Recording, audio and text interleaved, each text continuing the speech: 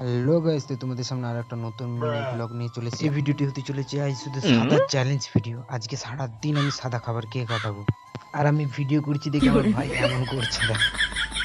সাদা challenge video হচ্ছে, তাই আমি ঝটপট করে সাদা গেঞ্জিটা পরে নিলাম। তো সাদা জিনিসের মধ্যে পানিটা পড়ে, তাই আমি পানিটা দিয়ে আজকে শুরু করলাম। তো পানিটা ছাটাফট খেয়ে নিলাম। খাওয়ার পরে এবার কি খাওয়া যায়, সারাদিন তো আর পানি খেয়ে থাকা যায় না, তাই সোজা রান্নাঘরে চলে গেলাম। রান্নাঘরে দেখছি চিনি রয়েছে, তাই আমি 1 চামচ চিনি নিয়ে আমি চিনিটা খেয়ে নিলাম। আর তোমরা সবাই জানো আমার সাথে আমার ভাই সবসময় থাকে, তাই আমি চিনি খাচ্ছি যখন ও বলছে দাদা আমাকে একটু দাও, তাই ওকে 1 চামচ চিনি দিলাম।